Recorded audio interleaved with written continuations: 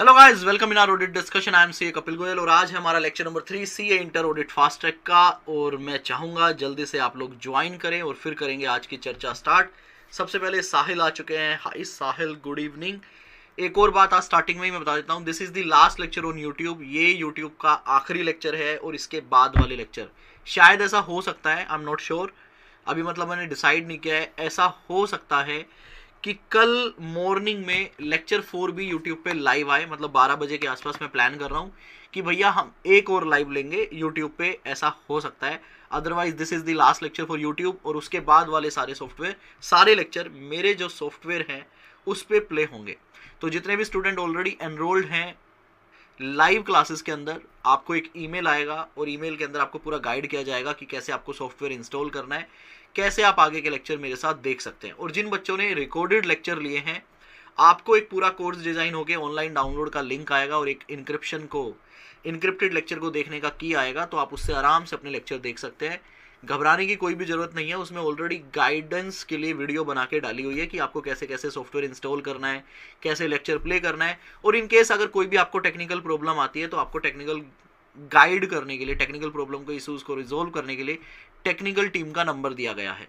तो ध्यान रखें, मैं दोबारा से बता रहा हूँ, फर्स्ट लेक्चर में भी मैंने बताया था, जब टेक्निकल इश्यूज आए तो मेरे को छोड़ देना, उस टाइम पे आपको सिर्फ टेक्निकल टीम से बात करनी है, वही आपकी प्रॉब्लम सोल्व कर पाएंगे। हाँ, उसके अलावा कुछ और दिक्कत हो तो आप मेरे साथ कनेक्ट कर सकते हो। और लिशा आ रही है, चलो मम्मी ने पकड़ लिया उसको, क्या बात है। प्रशांत अग्रवाल, क्या बात है, कैसे हो भाई? I hope you are very good. और फोटो भेज कर तुम आई थिंक भूल गए हो, you was planning for some get together, तो वो मिसिंग है अभी हमारा। Mayur good evening, Raunak good evening, Chetan Bansal hello, Itra Singhal good evening बेटा। सभी बच्चों का स्वागत है आज की इस लाइव महफिल में। तो कल और परसों की क्लासेस में क्या क्या किया था जरा एक बार बताओ, रिपीट करो, फिर हम करेंगे आज की क्लास स्टार्ट।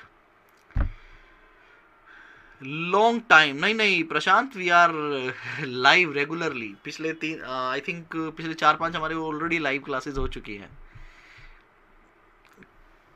बिदुर हेलो, आ जाओ, चलो मैं आपको 2 मिनट दे देता हूं, मैं देख लूँ एक बार मैंने रिकॉर्डिंग चालू किया क्या।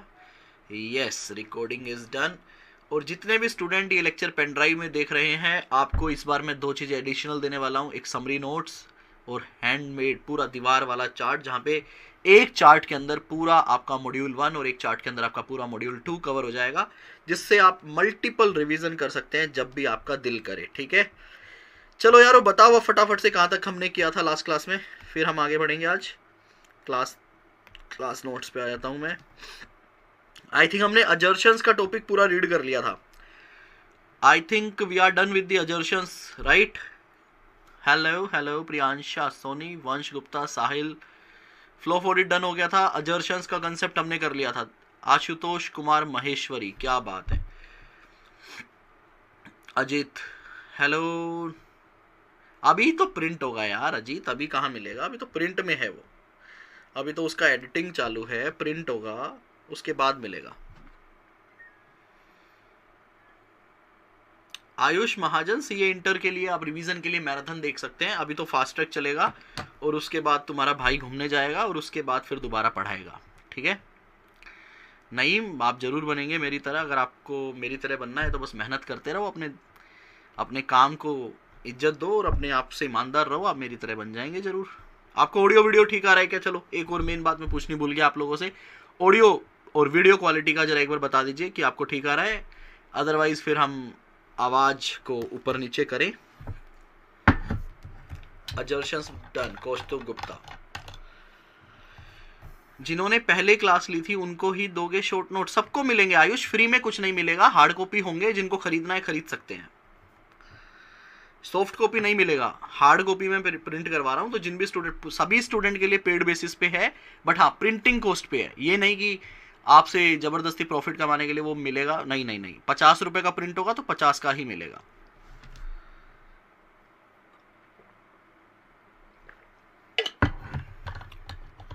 क्लियर है जी ऑडियो आप लोगों को? Audio and video check is done. चलो जी, कहां से स्टार्ट करें अब? मॉड्यूल 1 से स्टार्ट करते हैं। ठीक है, मॉड्यूल 1 से स्टार्ट, चलो जी आपकी मान लेते हैं, मॉड्यूल 1 से स्टार्ट करते हैं। लो जी, मॉड्यूल 1 पे आ गए, चैप्टर 1 उठा लिया आपके लिए। Nature and scope of auditing है चैप्टर का नाम, नेचर ऑफ ऑडिटिंग है चैप्टर का नाम। लो जी, इसके अंदर हमें 12-13 कंसेप्ट पढ़ने हैं, बड़े छोटे छोटे से कंसेप्ट हैं, वो बचपन का प्यार वाले कंसेप्ट हैं, ये आपको सब आते होंगे। देखिएगा, पहला कंसेप्ट है meaning and definition of auditing. हम यहाँ पे जो ऑडिटिंग पढ़ने वाले हैं वो स्टैट ऑडिट से रेलेवेंट पढ़ने वाले हैं। So internal audit, forensic audit, सारे ऑडिट को साइड में रखकर हम यहाँ पे स्टैट ऑडिट के बारे में पढ़ेंगे। फिर उसके बाद आता है feature and characteristics of audit, बड़ा बेसिक कंसेप्ट है। Audit team and flow, quality of auditor. ये बताओ क्या ये 4 कंसेप्ट में किसी स्टूडेंट को दिक्कत है क्या? जल्दी बताओ। फिर उसके बाद आता है हमारा एक ऐसे नंबर 200 के बाद हम इस चैप्टर के अंदर, चैप्टर नंबर 1 के अंदर हम 3 स्टैंडर्ड कवर करेंगे, ऐसे 200, ऐसे 210 और ऐसे 220। तो ये रहा हमारा 200, 210, 220। एक बहुत इंपॉर्टेंट कंसेप्ट इस चैप्टर के अंदर हम कवर करने वाले हैं, that is independence of auditor, और एक स्टेटमेंट एंड गाइडेंस नोट, और एक इनहेरेंट लिमिटेशन, जो कि मेरे ऐसे नंबर 200 के अंदर कवर हो जाएगा। बाकी सारे कंसेप्ट इसके अंदर बहुत ही देसी हैं, जनरल हैं।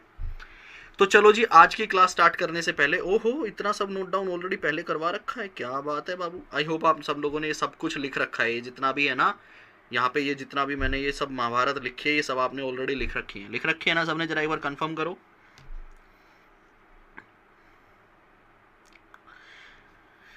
अमनप्रीत सिंह अरोड़ा की क्वेरी है, एक क्वेरी रिप्लाई कर रहा हूँ एडमिन से रिलेटेड, उसके बाद सिर्फ हम पढ़ाई से रिलेटेड बातें करेंगे कि सर ऑनलाइन डाउनलोड का कब से अवेलेबल होगा। देखो आप मेरी बात ध्यान से समझिएगा, जैसे आज लेक्चर कवर हुआ आज ही अवेलेबल हो जाएगा, एडिटिंग नहीं होगी इन लेक्चर की। जैसे ये लेक्चर देख रहे हो ना, जैसे जो लाइव चलेगा ना, जैसे ही लाइव खत्म होगा वो अवेलेबल हो जाएगा ऑनलाइन डाउनलोड में। यस, 1-2 घंटे का समय लग सकता है, बट सेम डे आपको अवेलेबल होगा। लो जी बाबू, अब हम करेंगे चर्चा स्टार्ट, और चर्चा स्टार्ट करने के लिए मुझे चाहिए आप लोगों का साथ। सबसे पहले नोटबुक में लिखो कि हमारे सिलेबस में कौन कौन से स्टैंडर्ड कवर हैं, फिर चैप्टर 1 की स्टार्टिंग करेंगे।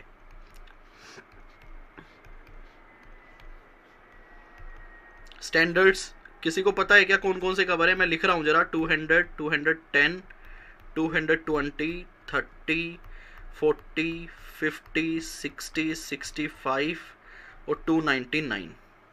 उसके बाद आती है सीरीज 300 की, 300, 315, 320, 330, 402, 450। ठीक है बेटा,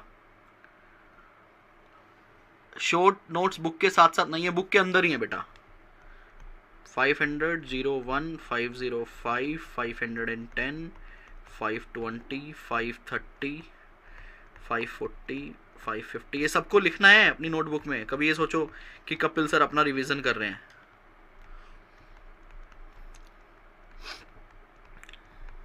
जो 1, 705, 706, 710, 720, 800 सीरीज हमारे सिलेबस में नहीं है, SRS SAE हमारे सिलेबस में नहीं है। इतने कंसेप्ट आपको करने हैं, और मजे की बात, थोड़ा सा मजा ले लो सर, मजे ले लो आप पहले। चलो दे दो तुम मजे, कैसे दोगे बताओ? चलो लावनी स्टार्ट करो। ये लावनी क्या है सर? नॉर्थ इंडिया वालों को नहीं पता, तो जिनको पता है मैंने उनको बोला है। लावनी स्टार्ट करो फटाफट से, तब तक मैं अरे मॉड्यूल 1 तो है ही नहीं मेरे पास। ये तो दिक्कत वाली बात हो गई। कोई बात नहीं, सॉफ्ट में है हमारे पास सर, ऐसे नहीं है तो क्या हुआ। ये लो मॉड्यूल 1 यहाँ मिलेगा।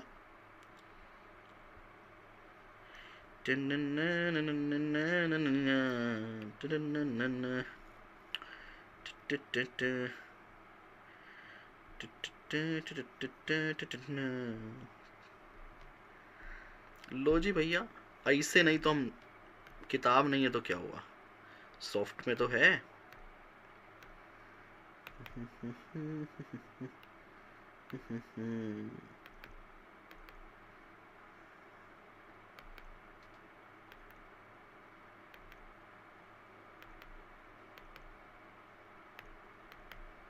लिख लेना, ये कुछ इंपॉर्टेंट बता रहा हूँ जो कि बाद में काम आएगा। बाद में क्वेरी मत भेजना फिर मेरे पास इस तरह की ना, जो आपकी क्वेरीज आती है ना, उस क्वेरी का ही आंसर दे रहा हूँ। अमीर अनवर आई लव यू बेटा, अमीर अनवर आई लव यू। सब बच्चे आई लव यू बोल दो अमीर को। सर कैसी बातें कर रहे हो, ऐसा आई लव यू कैसे बोल दे भाई? तुम्हारा दिल करे तो बोल दो, मैंने तो बोल दिया। ये स्टैंडर्ड रिमूव करो, जो आपने लिखे हैं ना, ये स्टैंडर्ड रिमूव करो। 260, 265, 330, लेकिन मैं जैसे रिमूव करूंगा ना वैसे करना। कौन कौन से बोले सर? 260, 265, 330।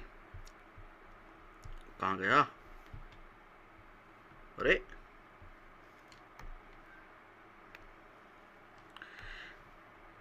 260, 265, 330, इनको रिमूव नहीं करना है, इनको राउंड करना है सिर्फ। उसके बाद जी 402, 450, इनको इस तरह से करना है, 402, 450, 540, 600, 620, 720, 540, 600, 620, 540, 600, इसको राउंड करना है, 600 को कट नहीं करना, और 620 को राउंड करना है, 720, ठीक है।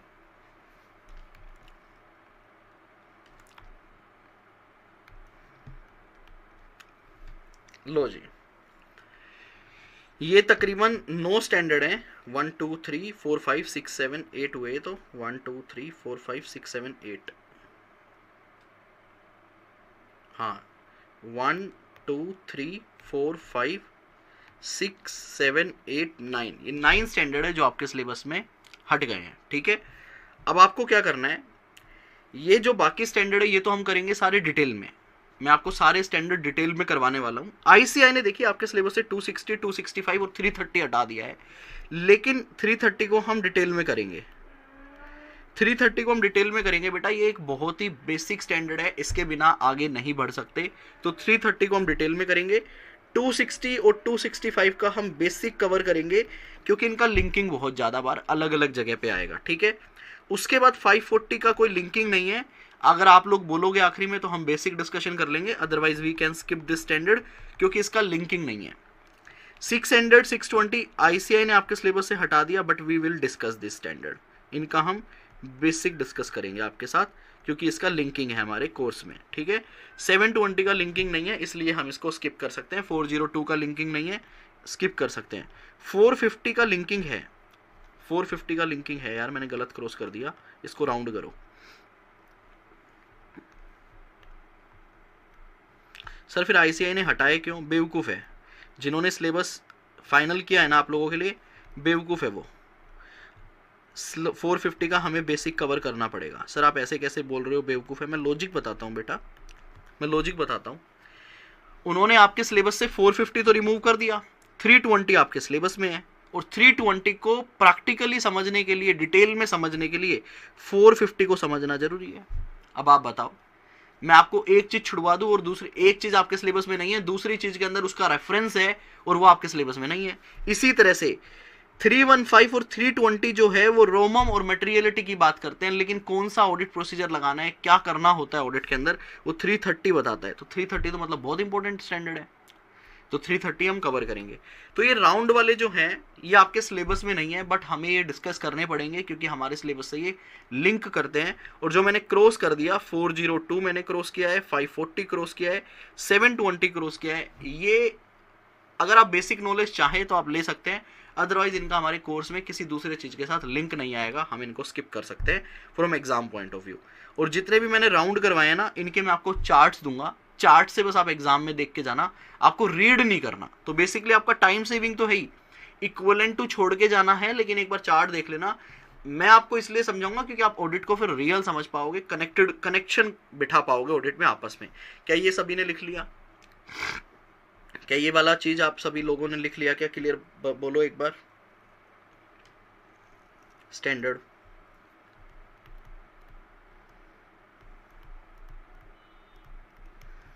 ये चैप्टर 1 में है हमारे, 500 की पूरी सीरीज चैप्टर 3 है एक तरह से, ठीक है। ये हमारा चैप्टर 4 है,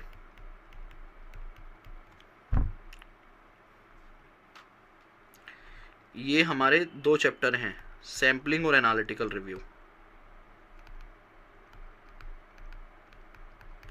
ये हमारा चैप्टर नंबर 10 है, ऑडिट रिपोर्ट, इसीलिए मैंने अलग अलग लिखे थे। ऐसे 700 सीरीज जो है वो हमारा जो चैप्टर है ऑडिट रिपोर्ट। 500 सीरीज हमारा चैप्टर नंबर 3 है, लेकिन इसमें से 530, 520 सेपरेट चैप्टर है, ठीक है। 300 सीरीज जो है वो हमारा चैप्टर नंबर 4 है। ऐसे 200, 210, 20 चैप्टर 1 में कवर है। 230 हमारा चैप्टर नंबर 3 में कवर्ड है। ऐसे 300 हमारा चैप्टर 2 में कवर्ड है। 250, 299 एक चैप्टर नंबर 9 मैंने बनाया है, उसमें कवर है। ठीक है जी।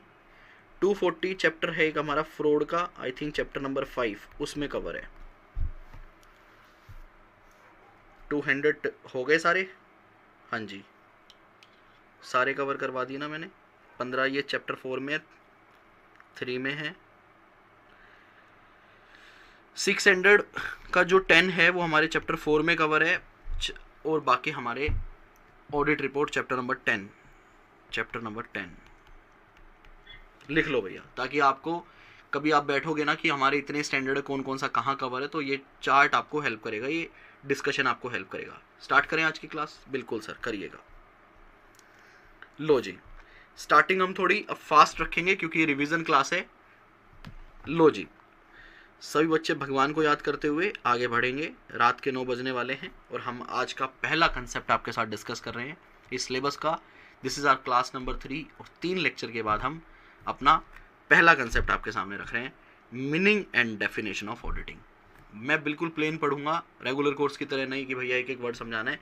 देखिएगा, N audit is an independent examination. Independent के ऊपर हम डिटेल में डिस्कशन करेंगे। हमारा पूरा कंसेप्ट है, एक चैप्टर के अंदर पूरा दिया गया है। Even independence of auditor chapter 1 में आगे डिटेल में आने वाला है, इसको भी बेसिक डिस्कशन करेंगे। पहले और प्लेन पढ़ो। N audit is an independent examination of financial information of any entity whether profit oriented or not and irrespective of its size or legal form, when such an examination is conducted with a view to express an opinion thereon। क्या कह रहा है कि भैया जो auditing है, जो financial statement का ऑडिटिंग है, वो एक इंडिपेंडेंट एग्जामिनेशन है। इंडिपेंडेंट क्यों? क्या इंडिपेंडेंट होना जरूरी है ऑडिटर को? यस सर, इंडिपेंडेंट होना जरूरी है। अगर वो इंडिपेंडेंट नहीं होगा तो जो वो ओपिनियन देने वाला है उस ओपिनियन की कोई वैल्यू नहीं होगी, वहां पे एक बाइसनेस हो सकता है। जैसे फॉर एग्जांपल, मान लीजिए you are a chartered accountant and you are a practising chartered accountant. आपके किसी रिलेटिव की प्राइवेट लिमिटेड कंपनी है। अब आपका रिलेटिव क्या कहेगा? अरे यार, जब हमारे घर का बच्चा सीए है, प्रैक्टिसिंग है, तो हम, अच्छा जी कलर दिख नहीं रहा, तो ये चीज तो बेटा मेरे को आज ठीक करनी पड़ेगी। पहले भी आई थी क्वेरी, मैं लिख देता हूं, कोई बात नहीं।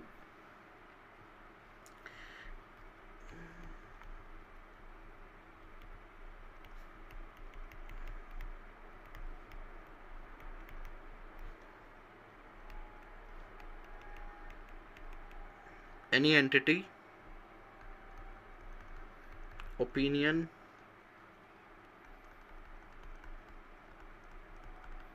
Express in. अब दिख रहा है? बताओ जरा। N audit is an independent examination. मैं देखो कहीं दूसरी जगह पे कलर दिख रहा हो तो, एक सेकेंड, ये लो, ये लो बेटा। अब देखो, अब दिख रहा है? अब बताइएगा कि अब दिख रहा है आपको कलर?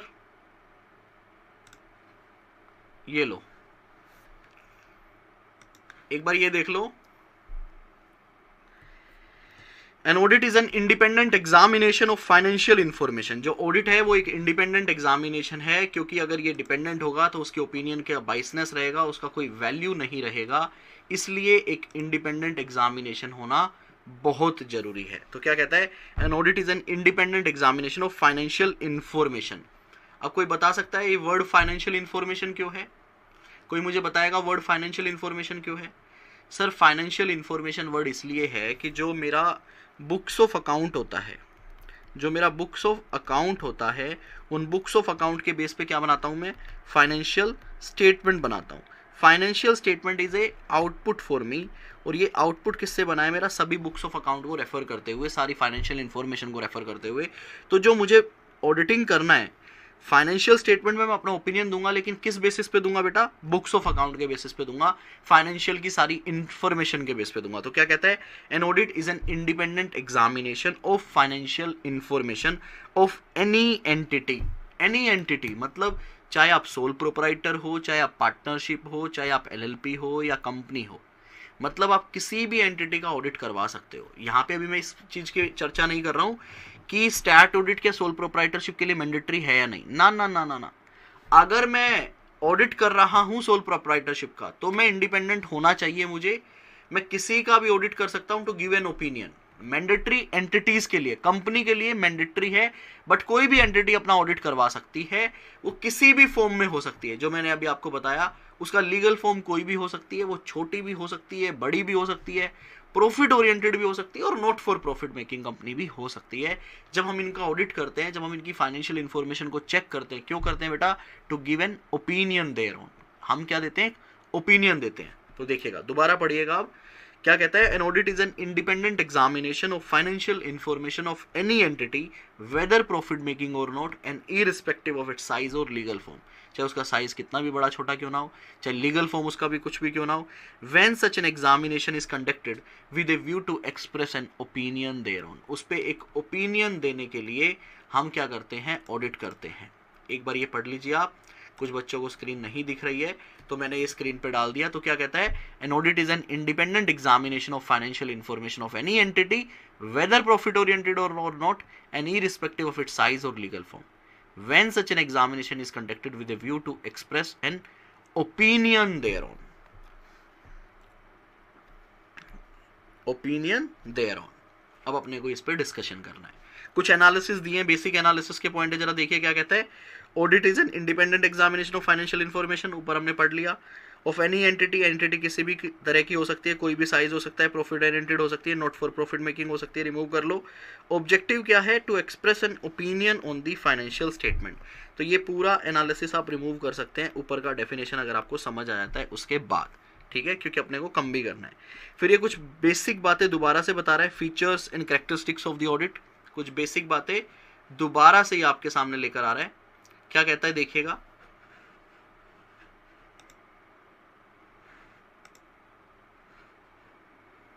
क्या कहता है देखिएगा कि जो ऑडिट है आपका वो सिस्टमैटिक एंड इंडिपेंडेंट होना चाहिए। अभी तो आपने बताया सर इंडिपेंडेंट होना चाहिए। इंडिपेंडेंट का डेफिनेशन आप ऑलरेडी पढ़ चुके हो। कहां पर? इंडिपेंडेंट का डेफिनेशन आप ऑलरेडी पढ़ चुके हो। कहां पर? सर हम फाउंडेशन में भी पढ़कर आते हैं, ठीक है, फाउंडेशन में भी हम पढ़कर आते हैं कि आपका जो डिसीजन है वो किसी दूसरे के हिसाब से नहीं होना चाहिए। तो सिस्टमैटिक एंड इंडिपेंडेंस में क्या कहता है?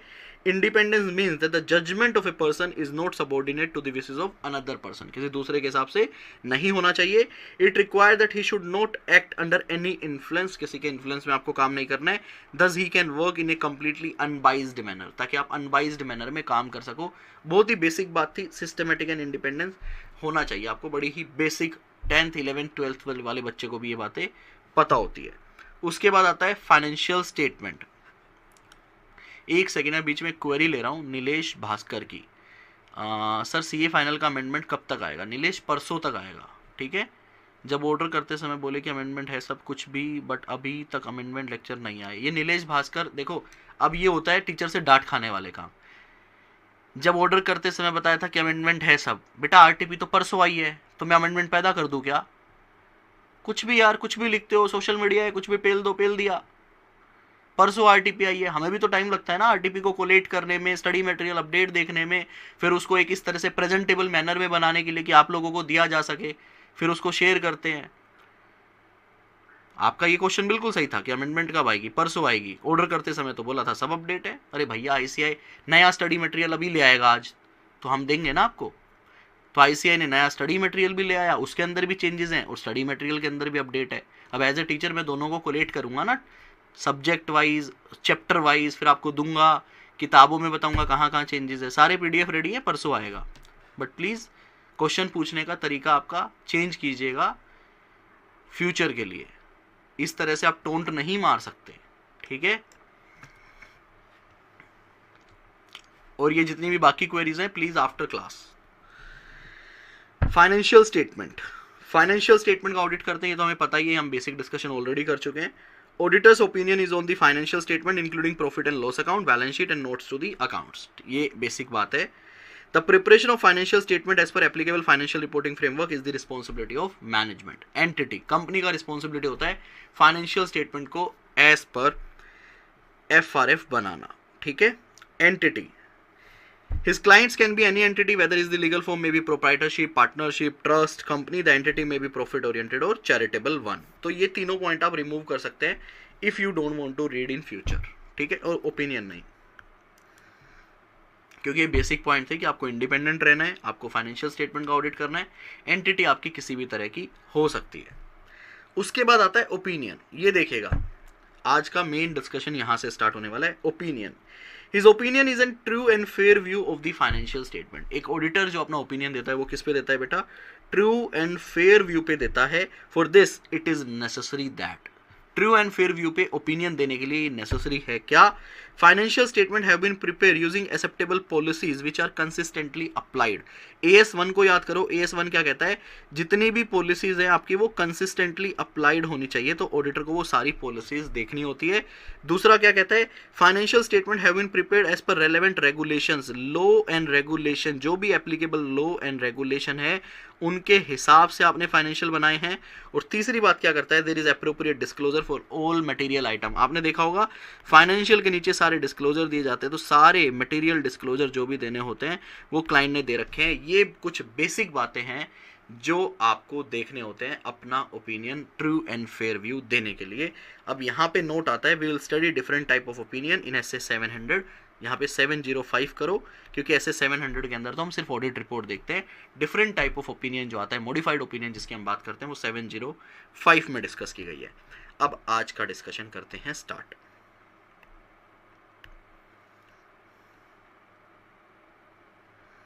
लो जी, देखो एक चीज ध्यान रखना सभी स्टूडेंट, बाद में आप लोग गलत ना समझें इस चीज को। जो कंसेप्ट, मान लीजिए मैं अजर्शन आपको audit of item of financial statement के अंदर पूरा कंसेप्ट पढ़ा चुका हूं, तो वो हम दोबारा नहीं पढ़ेंगे। रेगुलर कोर्स में है तो क्या होता है, मैं 3-3 बार पढ़ा देता हूँ एक ही कंसेप्ट को। लेकिन फास्ट ट्रैक के अंदर अगर कोई कंसेप्ट हमने एक बार कवर कर लिया किसी लेक्चर के अंदर, वो दोबारा कवर नहीं होगा। तो जो भी मैं कवर करवा रहा हूँ उसे मान के चलेगा कि आपको रेलेवेंट चैप्टर में जाके उसे रीड कर लेना है और उसे खत्म कर लेना है, ठीक है। अब ये कहता है कि आपको क्या करना है, ओपिनियन देना है एक ऑडिटर को। यस अरुण, मेरे को ऑलरेडी पता चल गया है, वो मैं अपने सॉफ्टवेयर के अंदर सेटिंग कर लूंगा फ्रॉम द नेक्स्ट क्लास। आज की क्लास को हम इम्पैक्ट नहीं करते हैं। ये कहता है कि आपको जो ओपिनियन देना है वो देना है ट्रू एंड फेयर व्यू पे। किस पे ओपिनियन देना है बेटा? True and fair view. True and fair view का मतलब क्या है कि फाइनेंशियल स्टेटमेंट जो बने हैं, मैं एक बार बेसिक लैंग्वेज में बता रहा हूँ, फाइनेंशियल स्टेटमेंट जो बने हैं वो FRF, जो भी रेलेवेंट FRF है उसको फॉलो करते हुए बने हैं, सभी लॉ एंड रेगुलेशन को फॉलो करते हुए बने हैं, सारी मटेरियल आइटम को डिस्क्लोज कर दिया गया है। ये कुछ बेसिक बातें इसने लिखी, ठीक है। अब auditor true and fair view बोल रहा है, मतलब फेयरली, फेयर का मतलब फेयरली। ऑडिटर ये बोल रहा है कि जो फाइनेंशियल स्टेटमेंट जो मैनेजमेंट ने बनाए हैं, जो एंटिटी ने बनाए हैं, वो मैं ये बोल रहा हूँ कि वो फाइनेंशियल FRF के हिसाब से ही बने हैं, सारी लॉ एंड रेगुलेशन की भी रिक्वायरमेंट फॉलो किया गया है, सारी मटेरियल डिस्क्लोजर भी हैं, ये फेयरली एज पर FRF है। मतलब मैं 100% तो नहीं बोल सकता, लेकिन मैं ये कह सकता हूँ हाँ भाई 97% या 99% these are accordings to the FRF। But मैं 100% नहीं बोल सकता। क्यों बेटा? क्योंकि कभी भी ना ही तो एक ऑडिटर 100% चेकिंग कर सकता है, ना ही तो अपन 100% चेकिंग कर सकते हैं। एक क्लाइंट के यहाँ पे 365 डेज काम चलता है, हंड्रेड्स और थाउजेंड्स एम्प्लॉइज काम करते हैं, और काफ़ी कंपनी में तो 3 शिफ्ट्स भी चलती हैं, मतलब पूरे 24 घंटे काम चलता है। उनकी उन lakhs of transaction, thousands of transaction को ऑडिटर की एक 10 लोगों की टीम, 50 लोगों की टीम, 100 लोगों की टीम, 500 लोगों की टीम महीने भर में या 2 महीने में पूरा चेक नहीं कर सकती। तो सबसे मेन, मैं बिल्कुल बेसिक रीजन बता रहा हूं अभी तो आपको कि भैया there can be an reason कि we can not test 100% transaction. और जब मैं 100% ट्रांजेक्शन चेक ही नहीं कर सकता तो मैं आपको कैसे बोलूँ कि सब कुछ 100% सही है? इसका मतलब अगर मैं दूसरी भाषा में बोलूं तो आप बताइए, क्या एक ऑडिटर एब्सोल्यूट एश्योरेंस दे सकता है? क्या एक ऑडिटर एब्सोल्यूट एश्योरेंस दे सकता है क्या? मतलब 100% एश्योरेंस दे सकता है क्या कि फाइनेंशियल स्टेटमेंट क्या मैं 100% एश्योरेंस दे सकता हूं क्या that the financial statement are prepared as per FRF and there is no material misstatement. क्या कोई बोल सकता है? बताओ। Answer is no sir, answer is no. फिर मैं आपसे पूछूंगा क्या रीजन हो सकता है यार, क्या रीजन हो सकता है? Sir we can't test 100% transaction. हम 100% ट्रांजेक्शन, रीजन लिखना स्टार्ट करो। सर हम 100% ट्रांजेक्शन नहीं कर सकते। दूसरा, और बताओ। सर हो सकता है कंपनी ने फ्रॉड कर रखा हो। तीसरा, हो सकता है सर कंपनी ने रिलेटेड पार्टी के साथ ट्रांजेक्शन कर रखी हो जो कि आर्म लेंथ प्राइस पे ना हो, जो कि आर्म लेंथ प्राइस पे ना हो। चौथा, सर जो प्रोविजंस बनाए जाते हैं, जो प्रोविजन बनाए जाते हैं, जो एस्टिमेट्स बनाए जाते हैं, जहां पे 100% एक्यूरेट डेटा नहीं होता, मतलब क्या होता है, मैनेजमेंट इन चीजों को बनाती है on the basis of judgment. तो मैं मैनेजमेंट को चैलेंज नहीं कर सकता कि आपकी जजमेंट गलत है, मतलब मैं ये नहीं बोल सकता डूइंग फ्रॉड। हो सकता है वो इंटेंशनली प्रोविजन या एस्टिमेट गलत बना रही हो, but we can't challenge them, right. एक बच्चा लिख रहा है लैक ऑफ टाइम। चलो ये भी बिल्कुल सही पॉइंट है। अब आप कुछ बेसिक पॉइंट बोलोगे। कॉस्ट, हमें प्रॉफिट भी कमाना है, कॉस्ट को भी ध्यान रखना है। एक बच्चा और लिख रहा है लेस रिसोर्सेस। तो there are plenty of reasons जिसकी वजह से आप ये बोल सकते हो वी कांट टेस्ट 100% डेटा, या इसको दूसरी भाषा में बोलूं तो हम क्या कह सकते हैं, we can't give absolute assurance. हाँ या ना? We can't give absolute assurance. तो बेटा इसको एक कंसेप्ट का नाम दिया गया है हमारी बुक में। नहीं नहीं, wrong audit procedure is not an answer. Wrong audit procedure can not be an answer बेटा, दैट इज समथिंग डिफरेंट। तो मतलब ऑडिट के अंदर मैं एब्सोल्यूट एश्योरेंस नहीं दे सकता, मतलब देर आर चांसेस कि भैया कुछ मिसस्टेटमेंट रह जाएं, देर आर चांसेस कि कुछ मिसस्टेटमेंट रह जाएं। सैम्पलिंग बेसिस पे मैं काम करता हूं, मैं सैम्पलिंग बेसिस पे काम करता हूं। वी कांट टेस्ट 100% ट्रांजेक्शन, मतलब we do our testing on the basis of sampling. तो आप मुझे बताओ क्या इसको एक कंसेप्ट दिया गया है हमारे चैप्टर 1 में? ये एक कंसेप्ट है हमारे चैप्टर 1 के अंदर। We can't test 100% transaction, we can't give an absolute assurance. Why? There are still chances that there are some material misstatement in the financial statement. Why? मैं आज टेस्ट कर रहा हूं कि कुछ बच्चों को कि क्या आप मुझे सही जवाब दे सकते हैं क्या? कौन सा कंसेप्ट है ये बताइएगा आपकी किताब का। मैं आंसर दे चुका हूं, मैं आंसर दे चुका हूं, बस आपसे नाम पूछ रहा हूं, जल्दी बताइएगा फटाफट से। मैं आंसर दे चुका हूं। We can't test 100%, we can't give absolute assurance, there are still chance that material misstatement exists in the financial statement. Just give me the concept of your book. Yes, perfectly fine. Rachita Singh ने बिल्कुल सही लिखा है कि sir जो एक concept है ये हमारी बुक में है इनहेरेंट लिमिटेशन के नाम से। तो आज हमारा एक कंसेप्ट डेफिनेशन के साथ साथ कवर हो गया, कौन सा? Inherent limitation of audit. अभी उसको रीड करेंगे हम। Inherent limitation of audit. Inherent limitation of audit की वजह से we can't give an absolute assurance, इसीलिए हम क्या देते हैं बेटा? ट्रू एंड फेयर व्यू देते हैं। क्या देते हैं? ट्रू एंड फेयर व्यू देते हैं। क्या देते हैं बेटा जी? True and fair view of opinion हम क्लाइंट को देते हैं, जिसको आप अनक्वालिफाइड ओपिनियन, अनमोडिफाइड ओपिनियन इस नाम से भी जानते हो। Inherent limitation. चलो जी अब आगे कंटिन्यू करते हैं इसी सीरीज को। आपने कहा सर मैं ट्रू एंड फेयर व्यू दूंगा क्लाइंट को। ध्यान से सुनिएगा, आपने कहा मैं कौन सा ओपिनियन दूंगा? मैं true and fair view opinion दूंगा क्लाइंट को। जरा मुझे बताइए कि इस ओपिनियन को देने से पहले क्या करना पड़ेगा आपको? मैं इसी से है ना अलग अलग लेवल के कंसेप्ट एक साथ खत्म हो जाएंगे हमारे। Then we will read from the book. Give me the answer to give true and fair view of opinion, what an auditor needs to done. क्या करेगा वो?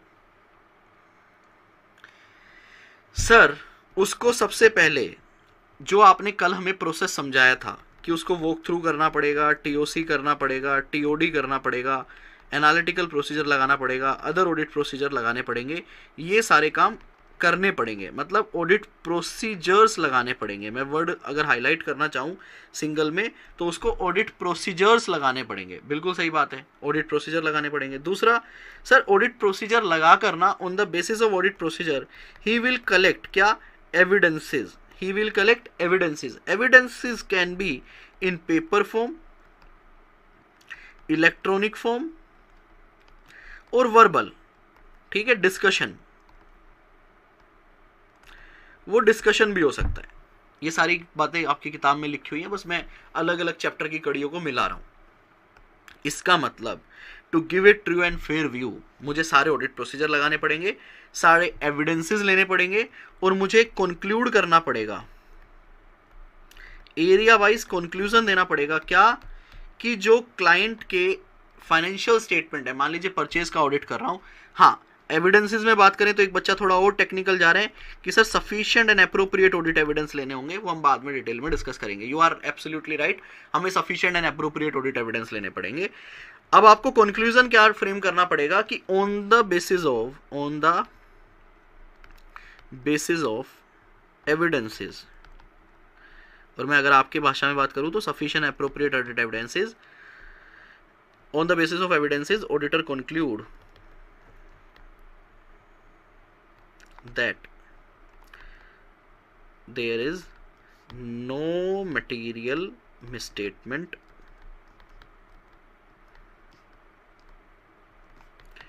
in the client financial statement। ये आपको बेसिक, ये आपको ना भी लिखें तो चलेगा, लिखें नहीं तो भी चलेगा, ठीक है, ठीक है जी, ये ना भी लिखें तो चलेगा। तो बेसिकली हमें एविडेंसेस कलेक्ट करने हैं और एविडेंसेस के बेस पे मेरे को देखना है कि फाइनेंशियल स्टेटमेंट मेरे मटेरियली मिसस्टेटेड नहीं है। अगर ऐसा है तो मैं true and fair view of opinion दे दूंगा, जिसको हम लोग डिस्कस करेंगे एसे नंबर 700 के अंदर, जो कि हमारा चैप्टर है ऑडिट रिपोर्ट। चलो मेरा क्वेश्चन आगे बढ़ता है, आगे बढ़ाएं। देखो आज की क्लास हमने कहाँ से स्टार्ट की थी, यहाँ से हमने true and fair view of opinion देना है। ट्रू एंड फेयर व्यू कब देखेंगे, FRF, law and regulation, materiality, सारे डिस्क्लोजर है या नहीं है। 100% एश्योरेंस हम नहीं दे सकते, एब्सोल्यूट एश्योरेंस नहीं दे सकते, उसके रीजन हमने लिखे जो कि इनहेरेंट लिमिटेशन ऑफ ऑडिट के अंदर कवर है, chapter number 1, inherent limitation of audit, chapter 1। आपने बताया किस किस रीजन से हम एब्सोल्यूट एश्योरेंस नहीं दे सकते या किस किस रीजंस की वजह से क्लाइंट में अभी भी मटेरियल मिसस्टेटमेंट हो सकती है। फिर हमने कहा ठीक है, ट्रू एंड फेयर व्यू देने के लिए हमें सारे प्रोसीजर लगाने पड़ेंगे, ऑडिट एविडेंस ऑब्टेन करने पड़ेंगे, देखने पड़ेंगे कि कोई भी मटेरियल मिसस्टेटमेंट नहीं है। अगर ऐसा है तो मैं ओपिनियन दे सकता हूं एसए 700 के अंदर ट्रू एंड फेयर व्यू। अब आगे चलते हैं। अब मान लीजिए आपको अपना ओपिनियन मॉडिफाई करना है।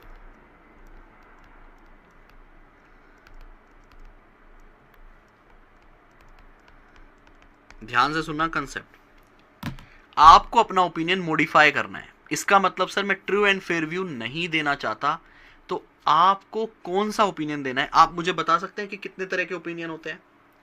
क्या कोई स्टूडेंट मुझे बता सकता है कितने टाइप के ओपिनियन होते हैं? Then will discuss the types of opinion और ओपिनियन इन डिटेल। पहले ये कंसेप्ट मैं आपको जनरल समझाऊंगा और उसके बाद हम डिटेल में बढ़ेंगे। तो आ जाओ जरा, एक बार बताओ जरा मुझे, आपको पता है कितने टाइप के ओपिनियन होते हैं?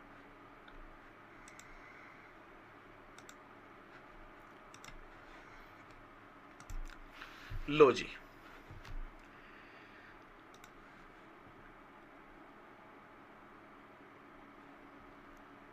बहुत फालतू पढ़ा रहे हो सर। फालतू क्या पढ़ा रहा हूं यार, सब रेलेवेंट पढ़ा रहा हूं। नॉर्मल बैच के वीडियो 32 के बाद नहीं आए, शायद कल आ जाएंगे, सारे एक साथ आएंगे। क्वालिफाइड, एडवर्स, अनक्वालिफाइड, डिस्क्लेमर, चलो जी कुछ कुछ आप लोगों को पता है। Now will discuss in detail. अब आप ध्यान से मेरा एक एग्जाम्पल समझना, ठीक है? थोड़ा सा फास्ट रखूंगा एग्जाम्पल को। लो जी ध्यान से समझिएगा एग्जाम्पल उन बच्चों के लिए जिनको ओपिनियन का बिल्कुल भी ज्ञान नहीं है। मैं एक काम करता हूँ ना, कुछ एक बना ही लेता हूँ। क्या सबको ये दिख रहा है? क्या ये सबको दिख रहा है? हाँ जी सर दिख रहा है। ये जो है ना, ये है एक एप्पल की टोकरी है, इसके अंदर एप्पल ही एप्पल है, ठीक है। इसके अंदर क्या है बेटा, बहुत सारे एप्पल हैं, या ऑरेंज समझ लो। एक मिनट रुको, एक मिनट रुको, आप एग्जाम्पल को थोड़ा अच्छा करते हैं, एक सेकेंड आप यहीं रुकिएगा, एग्जाम्पल को थोड़ा बेटर करते हैं, एक second, give me 1 minute only.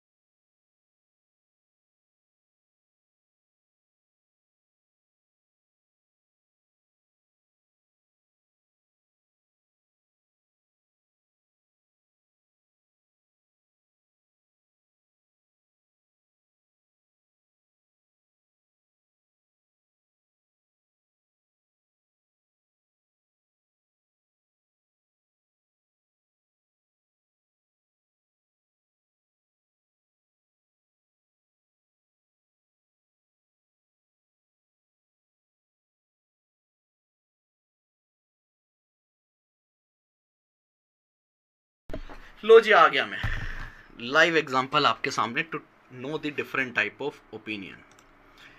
क्या आपको मेरी ऑडियो आ रही है? जल्दी से कंफर्म करो। ये देखो जी, ये एक है पूरा ऑरेंज का बास्केट, ठीक है, ये बड़ा बास्केट है, अब आपको फील करना है ये बहुत बड़ा बास्केट है और ऑरेंज का बास्केट है।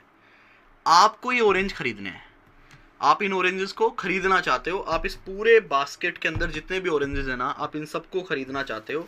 और ये मान लो आपके लिए बहुत ही मटेरियल है, मतलब ये 1 लाख रुपए का एक बास्केट है, ये वाला बास्केट 1 लाख रुपए का है जिसे आप खरीदना चाह रहे हो। बट आपका एक मन है क्या कि यार इसको खरीदने से पहले ना मैं इसको चेक करवा लूँ, यार इसका क्वालिटी चेक करवा लूँ, कहीं ऐसा ना हो इसका क्वालिटी खराब हो। अब इसका क्वालिटी खराब होगा तो मेरा तो नुकसान हो जाएगा। तो आपने क्या किया, मुझे हायर किया। आपने क्या किया, मुझे हायर कर लिया कि कपिल सर आप इन ऑरेंजेस को चेक करो और चेक करके बताओ क्या ये ऑरेंजेस ठीक हैं, अगर हैं तो फिर हम इन ऑरेंजेस को खरीद लेंगे। बात समझ आती है यहाँ तक? यहाँ तक मैंने कोई बहुत साइंटिफिक बात तो की नहीं।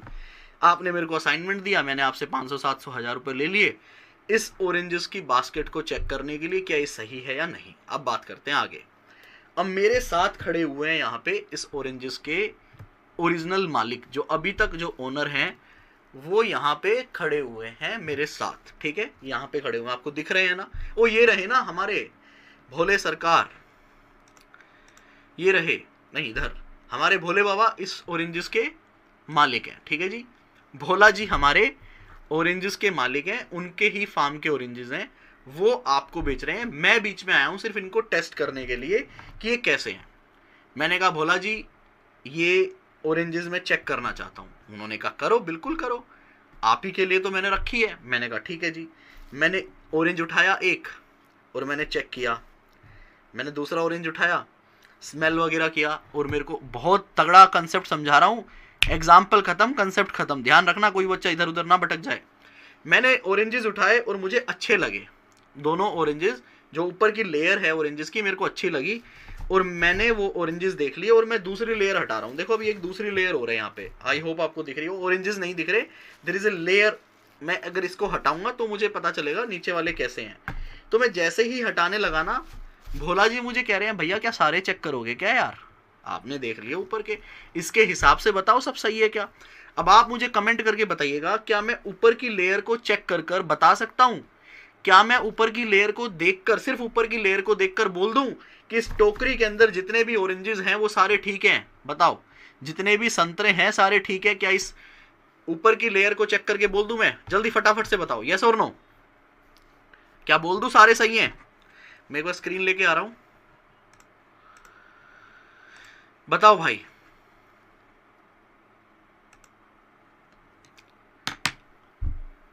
मैंने बेटा एक आदर्श बोल रहे फास्ट रखे, थोड़ा फास्ट रखो, बेस डेवलपमेंट करने में मैं कोई भी कंजूसी नहीं करूंगा, जब बेस डेवलप हो जाएगा उसके बाद फास्ट भगा लूंगा।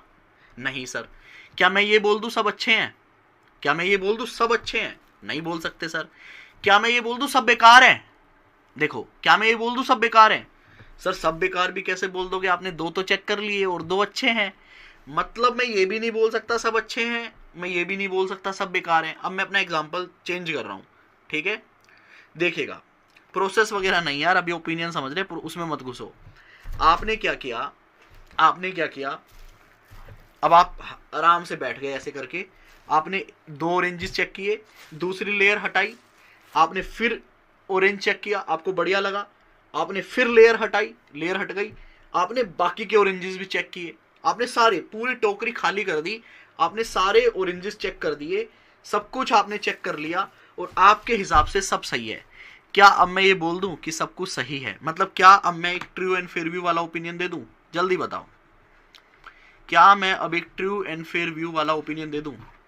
मतलब मैंने सारी टोकरी चेक कर ली, मैं आसान लेके चल रहा हूं। सबसे पहले मैंने 100% नहीं रखना चाहिए, मैंने सभी मटेरियल एरिया की चेकिंग कर ली,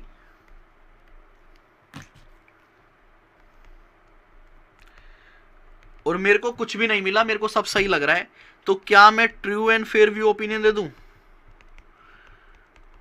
यस सर दे दो, कोई दिक्कत वाली बात नहीं है। आपको जब सब कुछ मिल गया, मतलब मैंने सारे एविडेंसेस ऑब्टेन कर लिए, फिर तो आप true and fair view opinion दो, क्या दिक्कत है? कोई भी दिक्कत वाली बात नहीं है। मानते हो ना? बिल्कुल मानते हैं सर। अब दूसरा एग्जांपल समझना। मेरे को सब सही मिला तो मैंने ट्रू एंड फेयर व्यू दे दिया। अब दूसरा एग्जांपल देखना, मैंने पहली लेयर चेक की, सब बढ़िया था, दूसरी लेयर चेक की, सब बेकार, तीसरी लेयर चेक की, सब बेकार। मतलब सिर्फ पहले एक आध एरिया को छोड़कर बाकी सब बेकार है। बताओ, क्या मैं ये बोल दूं कि सब कुछ अच्छा है? सर आप बोल ही नहीं सकते, सब कुछ तो अच्छा नहीं है। तो इसका मतलब मैंने क्या किया, चेकिंग तो सारी कर ली, जितनी भी मेरे को करनी थी कर ली ना मैंने, तभी तो मैंने बताया कि ऊपर वाले ठीक है, नीचे वाले सब बेकार है। क्या मैं ये बोल दूं कि ट्रू एंड फेयर व्यू है? नहीं सर, आप ट्रू एंड फेयर व्यू तो नहीं बोल सकते। क्यों नहीं बोल सकते? क्योंकि ऊपर वाले खराब है। अच्छा, क्या मैं ये बोल दूं सब बेकार है? सर सब बेकार है भी नहीं बोलना चाहिए, क्योंकि ऊपर वाले अच्छे हैं, सही है। तो इसका मतलब यहाँ पे मुझे ये देखना पड़ेगा कि जो ऑरेंज खराब है वो कितने खराब है, उनका इम्पैक्ट कितना है। अब आप ही मुझे बताइएगा, एक टोकरी है ये ऑरेंज की, इसमें 70% ऑरेंजेस खराब है, 70%, मतलब इम्पैक्ट उसका 70% है।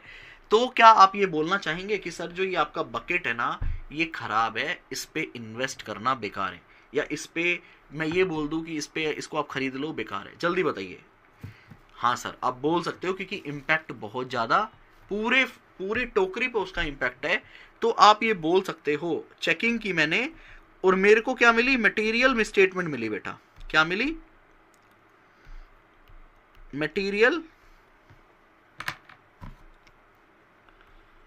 मटेरियल मिसस्टेटमेंट मिली, जिसका इम्पैक्ट बहुत ज्यादा है। मैं भी इम्पैक्ट समझ लो फाइनेंशियल स्टेटमेंट पे ज्यादा है। तो क्या आप ट्रू एंड फेयर व्यू दोगे? सर बिल्कुल भी नहीं देंगे। ऐसे केस में कौन सा ओपिनियन देंगे जब सब कुछ खराब है? एक तरह से बताइएगा, सब कुछ खराब है को क्या बोलते हैं? सब कुछ खराब है को बोलते हैं सर एडवर्स ओपिनियन। क्या बोलते हैं? Adverse opinion. क्या बोलते हैं बेटा जी? Adverse opinion. काफी टेक्निकल वर्ड आप यूज कर रहे हो, परवेसिवली, मतलब जो इम्पैक्ट फाइनेंशियल स्टेटमेंट को पूरा कर रहा है उसे परवेसिवली बोलते हैं। ये आपको पता है, अच्छी बात है, अदरवाइज मैं ये मान के चल रहा हूँ, अभी देखो मैं कंसेप्ट सिखा रहा हूँ। तो एडवर्स कब दोगे बेटा? जब उसका इम्पैक्ट पूरे फाइनेंशियल पे आ रहा है। तो 2 केस तो बड़े सिंपल है। जब सब कुछ सही है तो आप ट्रू एंड फेयर व्यू दे दो, जब सब कुछ खराब है या मान लो 80% खराब है तो आप क्या दे दो? एडवर्स दे दो। तीसरा केस देखना, तीसरा केस, आपने ऊपर वाले ऑरेंज देखे, ये टोकरी आपको दिख रही है, आपने ऊपर वाले ऑरेंज देखे, अच्छे हैं। उसके बाद आपने सेकेंड लेयर देखी, वो भी अच्छे हैं। थर्ड लेयर देखी, वो भी अच्छी है। बस किसी एक एरिया में गलती है, देख रहे हो, एक एरिया में गलती है, बाकी सारे ठीक है। एक एरिया में गलती थी सिर्फ। तो आप मुझे बताओ, आपने चेकिंग की, ओनली 1 एरिया इज इंपैक्टेड, मतलब मटेरियल मिसस्टेटमेंट तो है, मटेरियल मिसस्टेटमेंट तो है क्योंकि मैंने चेकिंग की है, मटेरियल मिसस्टेटमेंट तो है क्योंकि आपने क्या कर लिया, चेक कर लिया। चेक करने के बाद ही तो मैंने बोला कि सब कुछ सही है, एक खराब है। तो क्या ऐसे केस में बेटा ट्रू एंड फेयर व्यू दे दूं? बताओ जरा, आप ही बताओ, क्या ट्रू एंड फेयर व्यू दूं? Sir true and fair view कैसे दे दोगे, सब कुछ तो सही नहीं है, इसका मतलब मैं ट्रू एंड फेयर व्यू नहीं दे सकता। क्या बेटा मैं एडवर्स दे दूं? सर आप एडवर्स का मतलब होता है सब कुछ खराब होना, इस केस में तो 90% ठीक है, बस 10% मान लो खराब है, वो बैटरी मैं चेंज कर दूंगा, कोई बात नहीं, अभी आप कंसेप्ट पे ध्यान दें। तो मैं एडवर्स भी नहीं दे सकता, मतलब मैं ये भी नहीं बोल सकता अच्छे हैं सारे, मैं ये भी नहीं बोल सकता बेकार हैं सारे, क्योंकि अपन ने चेकिंग तो कर ली। तो ऐसे केस में क्या करोगे बताओ? सर जहां पे मटेरियल मिसस्टेटमेंट हो बट वो पूरे फाइनेंशियल को इंपैक्ट नहीं कर रही है, उसको बोलते हैं क्वालिफाइड ओपिनियन। क्वालिफाइड ओपिनियन क्या बोलते हैं बेटा? Qualified opinion. तो देखो बड़ा सिंपल है, जब सब कुछ बिल्कुल सही है ट्रू एंड फेयर व्यू, सब कुछ बिल्कुल बेकार है एडवर्स, सब आपने पूरी चेकिंग कर ली, सब अच्छा है, किसी एक एरिया को छोड़कर, मतलब उसका इंपैक्ट परवेसिव नहीं है, परवेसिव का मतलब पूरे फाइनेंशियल को नहीं हिट कर रहा वो, तो उस केस में कौन सा ओपिनियन दोगे आप? क्वालिफाइड ओपिनियन देंगे। उस केस में कौन सा ओपिनियन देंगे? क्वालिफाइड। तो ट्रू एंड फेयर, एडवर्स और क्वालिफाइड। अब एक मेन मेरा एग्जांपल है, ध्यान से समझना, इसको छोड़ के देखो, अब मेरा एक मेन एग्जांपल है, इसको ध्यान से समझना। आपने पहली लेयर चेक की और आपको सब कुछ सही मिला, पहली लेयर आपने चेक की, आपको सब कुछ सही मिला। अब भोला जी यहीं खड़े हैं, आप दूसरी लेयर का कपड़ा हटा रहे हो या जो भी है वो हटाने की कोशिश कर रहे हो, भोला जी ने कहा चेक नहीं करने देंगे। भोला जी ने क्या कहा? चेक नहीं करने देंगे, मतलब रिस्ट्रिक्शन लगा दी, रिस्ट्रिक्शन लगा दी बेटा। मतलब मैंने सिर्फ एक ही एरिया चेक कर पाया, मैं उसके बाद के एरिया में चेक ही नहीं कर पाया। बताओ क्या मैं ये बोल दूं सब कुछ सही है? क्या मैं ये बोल दूं सब कुछ सही है? सर नहीं बोल सकते, क्यों? क्योंकि मैंने चेक ही नहीं किया। क्या मैं ये बोल दूं सब कुछ बेकार है? सर वो भी नहीं बोल सकते, क्यों? क्योंकि चेक ही नहीं कर पाए। अनेबल टू चेक है ना यहां पे, अनेबल टू चेक। जब मैंने चेक ही नहीं किया तो मैं कैसे बोल दूं सब कुछ सही है या सब कुछ गलत है? अरे यार कैसी बातें करते हो। मतलब अगर मैं मैनेजमेंट ने कोई रिस्ट्रिक्शन लगा दी तो मैं ना ही तो ये बोल पाऊंगा कि सब कुछ सही है, ना ही मैं ये बोल पाऊंगा सब कुछ बेकार है, क्योंकि मैंने चेक ही नहीं किया ना कुछ, मैंने जो चेक किया वो बहुत कम है। तो ऐसे केस में क्या करते हैं बेटा? ऐसे केस में हम एक डिस्क्लेमर डाल देते हैं, डिस्क्लेमर ऑफ ओपिनियन, कि we will not be able to give an opinion on this financial statement, reason being management is not providing us the evidences which are required to conduct the audit of financial statement. तो ऐसे case में क्या देते हैं? Disclaimer of opinion, disclaimer of opinion. लेकिन यहां पे ना एक ट्विस्ट है बहुत छोटा सा, यहां पे हम क्या देते हैं? Disclaimer of opinion. इसी का ही सेकंड एग्जांपल समझो। ये तो क्या था, आपने सिर्फ एक लेयर चेक किया, बाकी कुछ भी चेक नहीं करने दिया, तो आपने कहा बेसिकली पूरी बास्केट तो आपने चेक ही नहीं करने दी, तो how can I give an opinion? तो आपने क्या किया? डिस्क्लेमर ऑफ ओपिनियन डाल दिया कि management is not providing you the sufficient and appropriate audit evidences, so you are not able to give an opinion on the financial statement. और उस case में एक बच्चा लिख रहा है, आपको ये भी देखना पड़ेगा कि आपको विड्रॉ करना चाहिए या नहीं। विड्रॉ ऐसे ही नहीं करना है, will see the legal requirement और वो सारी चीजें भी देखेंगे। इसी का ही सेकंड एग्जांपल इंपॉर्टेंट है, ध्यान से सुनो। आपने फर्स्ट लेयर चेक की, बढ़िया से चेक हो गई, आपको मजा आया। आप दूसरी लेयर चेक कर रहे हो, मैनेजमेंट ने कहा, सॉरी भोला जी ने कहा करो कोई दिक्कत नहीं है। आपने दूसरी लेयर चेक की, सब कुछ बढ़िया हो गया, मतलब आप 80% चेकिंग कर चुके हो। अब आप तीसरी लेयर चेक कर रहे हो, भोला जी ने कहा भैया रुको, क्या कर रहे हो बाबू, क्या कर रहे हो, और नहीं चेक करने देंगे, हमारी भी कुछ इज्जत है, हम नहीं करने देंगे और चेक। आपने 80% चेक कर लिया, आखिरी का चेक नहीं करने देंगे। तो मतलब यहां पे भी आखिरी में भी क्या की? रिस्ट्रिक्शन लगा दी। लेकिन यहां पे थोड़ा सा ट्विस्ट है, यहां पे मैं 80% चेक कर चुका हूं और 80% बढ़िया है, तो क्या मैं ये बोल दूं बेटा सब कुछ बढ़िया है? जरा बताओ, क्या मैं ट्रू एंड फेयर व्यू दे दूं? क्या मैं ट्रू एंड फेयर व्यू दे दूं? क्या सर नहीं दे सकते ना, कैसी बातें कर रहे हो, सब कुछ बढ़िया थोड़ी ना है, लास्ट वाला तो चेक ही नहीं कर पाए। क्या मैं ये बोल दूं सब कुछ बेकार है? सब कुछ बेकार तो नहीं सर, नहीं बोल सकते ना, 80% चेक कर लिया, सब सही है, लास्ट का 20% चेक ही नहीं कर पाया, तो इसका मतलब मैं एडवर्स भी नहीं दूंगा। अच्छा डिस्क्लेमर दे दे क्या? सर डिस्क्लेमर का मतलब होता है जब आप ऑडिट नहीं कर पाए।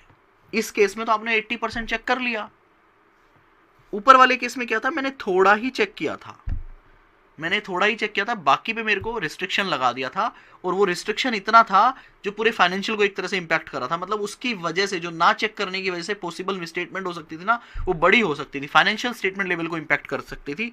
इसलिए हमने कहा हम ओपिनियन नहीं दे सकते, डिस्क्लेमर। तो इस केस में तो डिस्क्लेमर भी नहीं बनता, क्योंकि आपने 80% चेक कर लिया। तो इस केस में क्या देंगे हम, इस केस में भी हम क्या देंगे, क्वालिफाइड ओपिनियन देंगे। क्या देंगे बेटा, क्वालिफाइड ओपिनियन। ओ, तो क्वालिफाइड ओपिनियन दो केसेस में दी जाती है, केस नंबर 1 और केस नंबर 2। बाकी सब ओपिनियन का बड़ा सिंपल सटीक है। अगर सब कुछ सही है तो ट्रू एंड फेयर, सब कुछ बेकार है तो एडवर्स।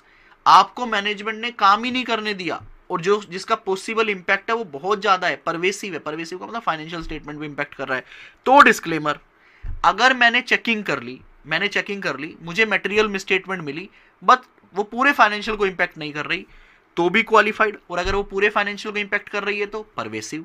अगर पूरे फाइनेंशियल को इंपैक्ट नहीं कर रही तो क्वालिफाइड, पूरे को इंपैक्ट कर रही है तो परवेसिव। ऐसे ही जब मैनेजमेंट मुझे रोकता है किसी चीज से, तो मुझे देखना पड़ेगा इसका पॉसिबल इंपैक्ट कितना है। अगर आप कहते हो सर पॉसिबल इंपैक्ट फाइनेंशियल को बहुत इंपैक्ट कर रहा है, मतलब परवेसिव है, पॉसिबल इंपैक्ट परवेसिव है, तो आपको डिस्क्लेमर देना है। अगर पॉसिबल इंपैक्ट परवेसिव नहीं है तो आपको क्वालिफाइड ओपिनियन देना है। बच्चे सामने नहीं है तो मैं रिवीजन वगैरह या थोड़ा हो सकता है उस लेवल पे ना समझा पाया हूँ जिस लेवल पे हम इसका डिस्कशन करते हैं। तो अब आप मुझे कमेंट में बताइएगा, और कोई मेरे पास ऑप्शन नहीं है। आप मुझे फटाफट से बताइएगा कि आपको ये कंसेप्ट समझ आया क्या। फिर मैं एक टेस्ट लेता हूँ, फटाफट से रैपिड राउंड खेलते हैं हम, और उसके बाद हम आगे बढ़ेंगे। जल्दी से बताओ, मैं ये कैमरा की बैटरी आपके लिए चेंज कर देता हूँ।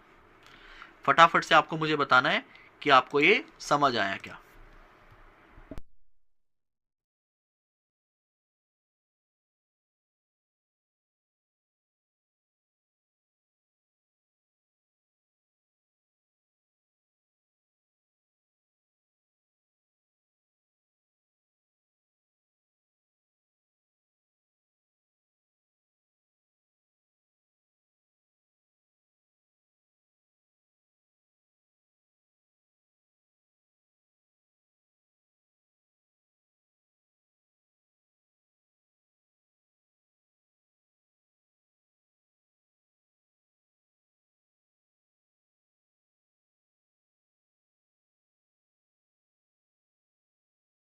लो जी, बताइएगा।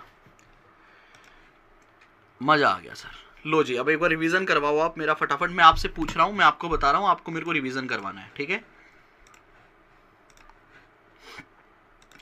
आप मुझे बताइए, आप क्लाइंट का ऑडिट कर रहे हो, क्लाइंट के ऑडिट के अंदर आपने सफिशिएंट अप्रोप्रिएट ऑडिट एविडेंस ले लिए हर एरिया के।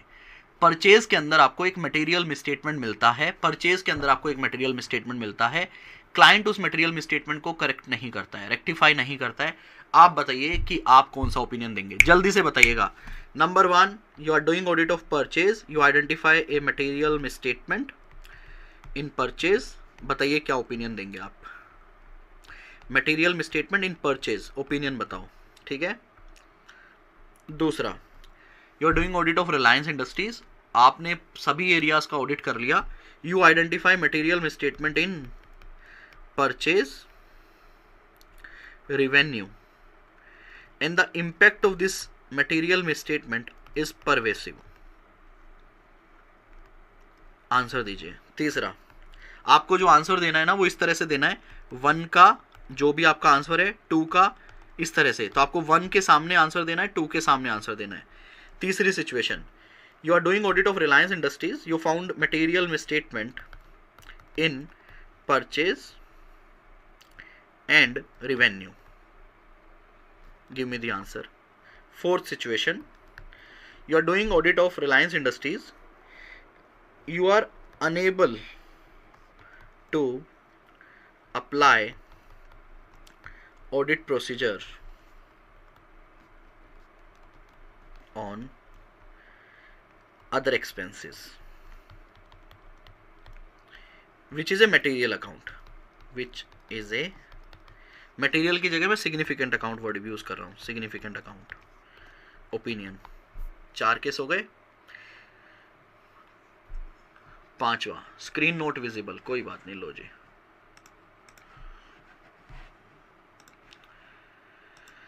पहला केस है आपको मटेरियल मिसस्टेटमेंट मिला परचेज में, बताओ क्या ओपिनियन दोगे, ठीक है। दूसरा केस है आपको मटेरियल मिसस्टेटमेंट मिला परचेज के अंदर, रिवेन्यू के अंदर, और वो उसका इम्पैक्ट परवेसिव है, बताइए क्या इम्पैक्ट, क्या ओपिनियन दोगे। तीसरा मटेरियल मिसस्टेटमेंट मिला है आपको परचेज के अंदर और रिवेन्यू के अंदर, बताइए क्या ओपिनियन दोगे। चौथा है you are unable to apply audit procedure on other expenses, और अदर एक्सपेंसेस जो अकाउंट है वो मेरा सिग्निफिकेंट एरिया है, मटेरियल है, तो आपको ये बताना है। पांचवा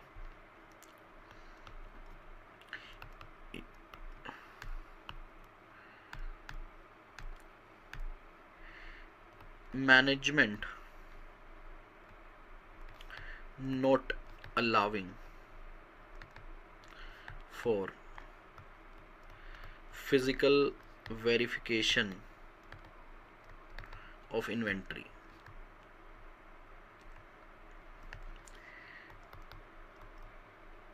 impact of possible misstatement, possible लिखूंगा ना मैं क्योंकि मैं चेक तो कर ही नहीं पाया, misstatement is pervasive।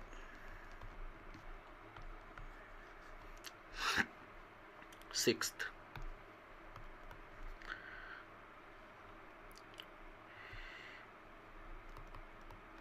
वी मतलब auditor identified multiple misstatements, multiple material misstatement, possible impact pervasive. चलो जी 1 से स्टार्ट करते हैं। 1 में आपने लिखा मटेरियल मिसस्टेटमेंट है परचेज के अंदर, परचेज के अंदर है मतलब एक एरिया के अंदर है, कहीं पे भी मैंने ये नहीं लिखा कि इसका इम्पैक्ट पूरे फाइनेंशियल पे है, इसका मतलब बाकी सब सही है, एक एरिया में गलती है, मटेरियल मिसस्टेटमेंट है। क्या ये बोल दे सब कुछ सही है? सर नहीं बोल सकते, परचेज में गलती है। क्या ये बोल दे सब कुछ बेकार है? सर ये भी नहीं बोल सकते क्योंकि परचेज में गलती है और बाकी सब एरिया सही है। क्या डिस्क्लेमर ऑफ ओपिनियन दे दूं? सर नहीं दे सकते क्योंकि आपने सारे एरिया चेक कर लिया, आपने तो परचेज भी चेक कर लिया, एक एरिया में गलती है, तो इसका मतलब कौन सा ओपिनियन दूंगा? Qualified opinion. कौन सा ओपिनियन देंगे बेटा? Qualified opinion. समझ आया क्या? क्वालिफाइड ओपिनियन समझ आया क्या? दूसरा मटेरियल मिसस्टेटमेंट है परचेज के अंदर, रिवेन्यू के अंदर, उसका इंपैक्ट जो है ना वो परवेसिव मतलब पूरे फाइनेंशियल पे है। तो क्या ये बोल दूं सब कुछ सही है? नहीं सर, सब कुछ ही तो बेकार है, इंपैक्ट परवेसिव है। सब कुछ बेकार है, हाँ सर, परवेसिव मतलब यही होता है कि पूरे फाइनेंशियल को हिट कर रहा है वो, तो इसका मतलब कौन सा ओपिनियन देंगे? सब कुछ बेकार है सर, बेकार को एडवर्स बोलते हैं, तो एडवर्स ओपिनियन देंगे। ठीक है जी। तीसरा मटेरियल मिसस्टेटमेंट है परचेज के अंदर और रिवेन्यू के अंदर, मतलब बाकी एरिया सब सही है और यहाँ पे ये बता नहीं रहा कि इसका इंपैक्ट परवेसिव है, मतलब हमें नहीं पता कि ये फाइनेंशियल को इंपैक्ट कर रहा है क्या। तो क्या आप एक ऐसा एज्यूम कर लोगे क्या कि पूरे फाइनेंशियल को इंपैक्ट कर रहा है? सर अगर मैं ऐसा एज्यूम करता हूँ पूरे फाइनेंशियल को इंपैक्ट कर रहा है तो उस केस में एडवर्स, लेकिन मुझे लिखना पड़ेगा कि मैंने एज्यूम किया है कि जो मटेरियल मिसस्टेटमेंट है वो परवेसिव है। अदरवाइज अगर मैं परवेसिव नहीं मानता हूं तो फिर मैं क्या मानूंगा? क्वालिफाइड मानूंगा कि भैया बाकी एरियाज तो सारे ठीक है और बिल्कुल सही हम बोल नहीं सकते। तो शांडिलियर सर का क्वालिफाइड ठीक है, उसके बाद एडवर्स ठीक है, उसके बाद क्वालिफाइड ठीक है। फोर्थ हम देख रहे हैं unable to apply audit procedure on other expenses. Other expenses पे मैं ऑडिट प्रोसीजर नहीं लगा पाया, which is a significant area, मतलब एक एरिया पे नहीं लगा पाया, बाकी सब पे तो मैंने लगा दिया। ध्यान से समझना। फोर्थ आपका गलत है, अंकित का भी गलत है, सबका गलत है। फोर्थ सबका गलत है। फोर्थ क्या कहता है? You are unable to apply audit procedure on other expenses. Other expenses पे मैं ऑडिट प्रोसीजर नहीं लगा पाया, जो कि एक सिग्निफिकेंट अकाउंट है, सिग्निफिकेंट अकाउंट का ही ऑडिट किया जाता है। ठीक है, बाकी एरिया को आप स्कोप आउट कर देते हो। मैं अदर एक्सपेंसेस पे ऑडिट प्रोसीजर नहीं लगा पाया, इसका मतलब बाकी सब पे तो लगा पाया ना यार। तो क्या मैं ये बोल दूं सब कुछ सही है? ट्रू एंड फेयर व्यू नहीं दे सकते। सब कुछ बेकार है नहीं बोल सकते क्योंकि अदर एक्सपेंस नहीं चेक कर पाए। डिस्क्लेमर दे दूं क्या? सर डिस्क्लेमर तब देते हैं when you are unable to apply audit procedure और जिसका इंपैक्ट जो है वो परवेसिव है। आपने कहीं नहीं लिखा इंपैक्ट परवेसिव है, और ये सर आपने लिखा ना विच इज ए सिग्निफिकेंट अकाउंट। अरे भाई मैंने सिर्फ आपको घुमाया है, हम ऑडिट ही सिग्निफिकेंट अकाउंट का करते हैं। तो इसका मतलब इसका इंपैक्ट परवेसिव नहीं है, और जब इंपैक्ट परवेसिव नहीं है तो क्या डिस्क्लेमर दूंगा? नहीं सर, उस केस में तो क्वालिफाइड देंगे। तो यहां कौन सा ओपिनियन आएगा? क्वालिफाइड। सभी बच्चों ने डिस्क्लेमर लिखा था, क्यों? सर सिग्निफिकेंट अकाउंट है। अरे भाई सिग्निफिकेंट अकाउंट को ही तो टेस्ट करते हैं हम, इंटरनल कंट्रोल। क्वालिफाइड। तो ये एक आपकी नॉलेज टेस्टर था, पता नहीं कितने बच्चों ने सही किया है। सभी ने गलत किया है, पुरुषार्थ भारद्वाज का भी गलत है, अंकित का भी गलत है, और अंकित ने बार बार कमेंट कर दिया। लो जी आगे चलो, फिफ्थ एग्जाम्पल देखना, अच्छा एग्जाम्पल है fifth. Management note allowing for physical verification of inventory. Management आपको फिजिकल इन्वेंट्री के लिए अलाउ नहीं कर रही। यहाँ पे जो पॉसिबल मिसस्टेटमेंट है भाई, जब मैं नहीं किया तो मैं पॉसिबल मिसस्टेटमेंट बोलूंगा, वो परवेसिव है। अब बताओ जरा फिफ्थ का, परवेसिव का मतलब पूरे फाइनेंशियल को इंपैक्ट कर रहा है और वो एरिया में नहीं कर पाया, तो सब कुछ सही है नहीं बोल पाऊंगा, सब कुछ है बेकार नहीं बोल पाऊंगा क्योंकि मैं चेक ही नहीं कर पाया, तो कैसे बोल दूं बेकार है। क्वालिफाई भी नहीं बोल पाऊंगा क्योंकि इंपैक्ट बहुत बड़ा है, तो इसका मतलब यहां आप क्या दोगे, डिस्क्लेमर।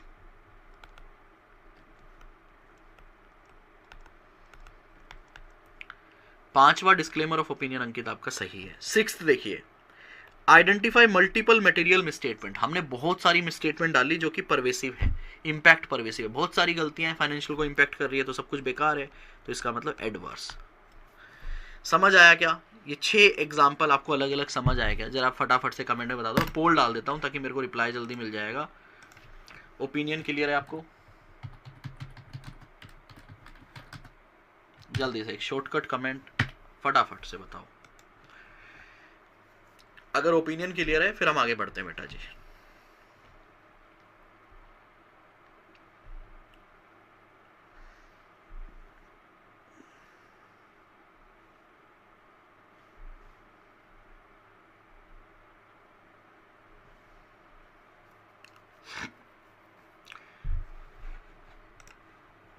जल्दी से सभी स्टूडेंट प्लीज वोट कीजिएगा so that we can move further, हम आगे बढ़ सके।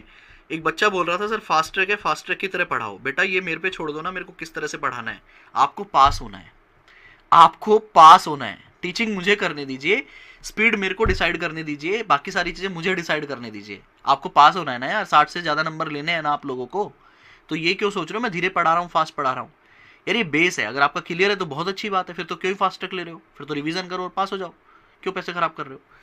लेकिन जिनका बेस स्ट्रॉन्ग नहीं है, जो बेस स्ट्रॉन्ग मेरे पास करने आए हैं, उनको मुझे पढ़ाने दीजिए प्लीज। जहां पे तेज पढ़ाऊंगा ना, वहां पे आप उसको हैंडल कर लेना, वही मेरे लिए बहुत बड़ी बात हो जाएगी जब मैं तेज पढ़ाना स्टार्ट करूंगा। फिर आप कहोगे सर सर क्या कर रहे हो सर। भैया लाइट चली गई है, 2 मिनट वेट कीजिए।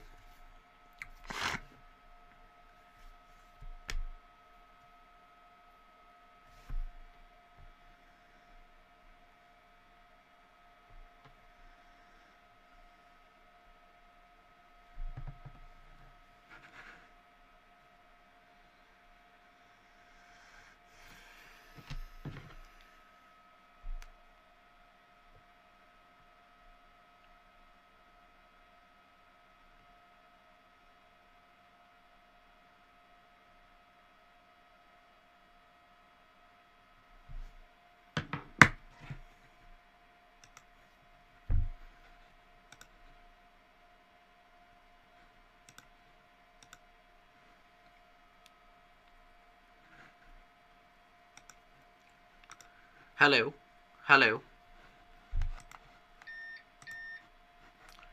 हेलो हेलो, क्या आप लोग मुझे सुन पा रहे हो? यहाँ पे लाइट चली गई है, हंगामा हो गया है।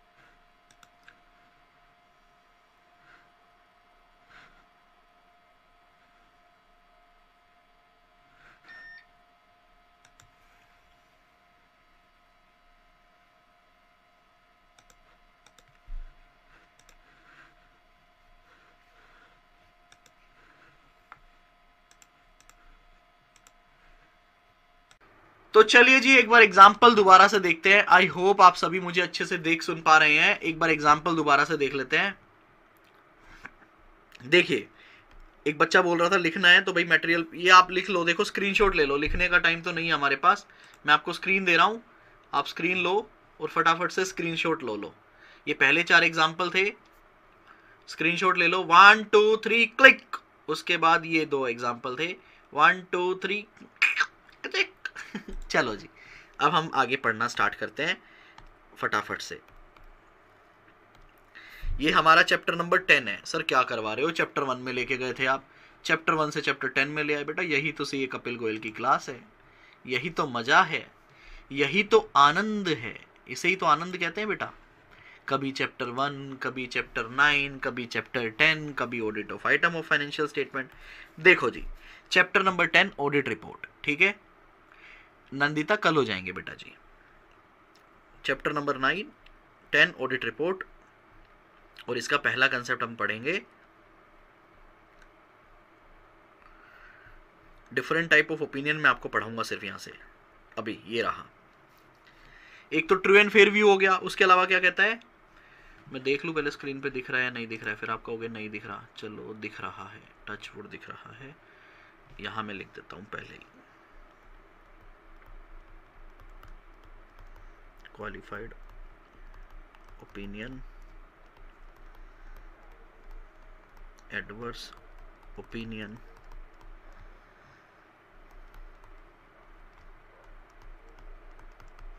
Disclaimer of opinion.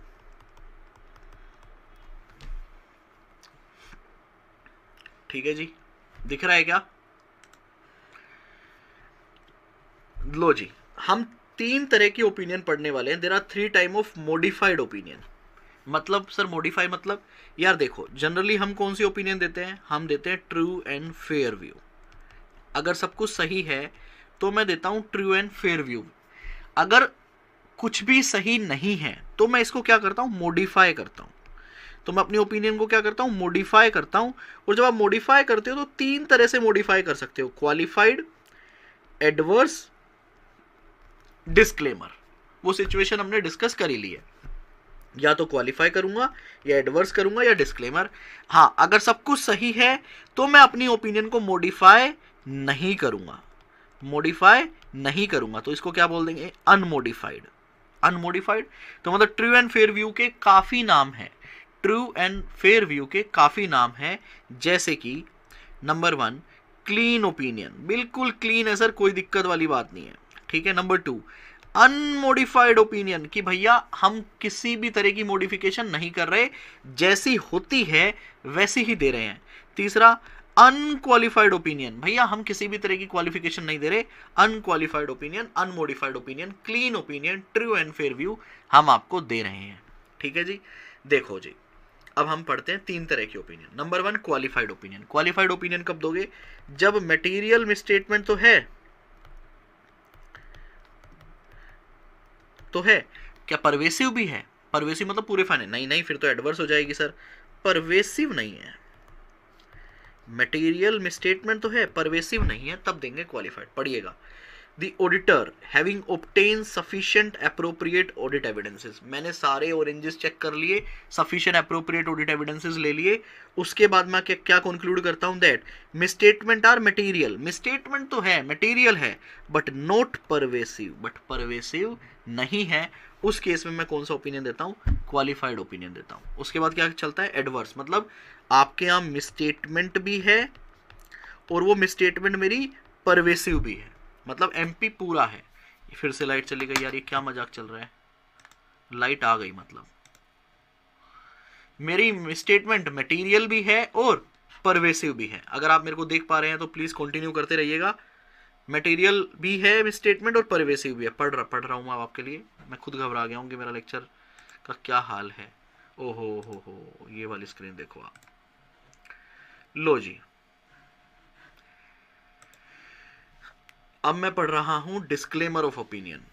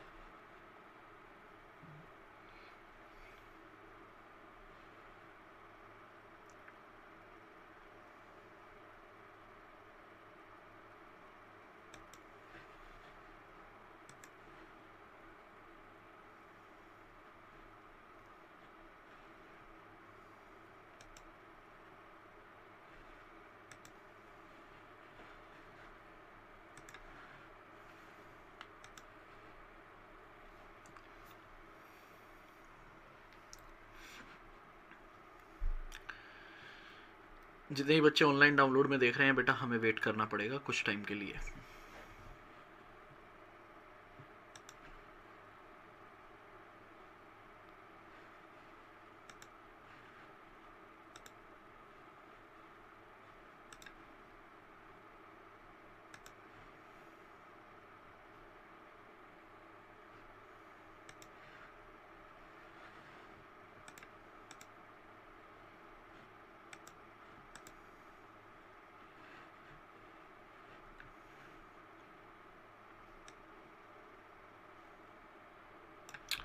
क्या आप मेरी आवाज़ सुन पा रहे हैं? क्या सभी स्टूडेंट्स मेरी आवाज़ सुन पा रहे हैं? येस और नो प्लीज़ बताइएगा। एक्चुअली पहले लाइट गई थी और अभी लाइट आ गई है। पहले लाइट चली गई थी, अब आ गई है। तो आगे से क्या करेंगे, लाइट जाएगी तो उसका आने का वेट करूँगा, फिर मैं रिकनेक्ट करूँगा। 1 मिनट 2 मिनट में आ जाती है जनरली। लो जी, तो क्या एडवर्स ओपिनियन आप लोगों ने देख लिया? एडवर्स ओपिनियन आप लोगों ने देख लिया। एडवर्स में मतलब मेरी मटेरियल में स्टेटमेंट भी है और वो परवेसिव भी है। हमने चेकिंग की, हमने एविडेंसेस लिए, एविडेंसेस लेने पे हमने देखा अरे यार गलतियां हैं, गलतियां मटेरियल भी है और परवेसिव भी है। देखो जी क्या कहता है, the auditor shall express an adverse opinion. कब? When the auditor having obtain, हमने ऑब्टेन कर लिए सफिशिएंट एप्रोप्रिएट ऑडिट एविडेंस, और हम कंक्लूड करते हैं क्या, मिसस्टेटमेंट जो है आइदर इंडिविजुअली और इन एग्रीगेट, सिंगल या सबको मिलाकर, आर बोथ क्या, मटेरियल भी है और परवेसिव भी है। आई होप आपको समझ आ गया होगा।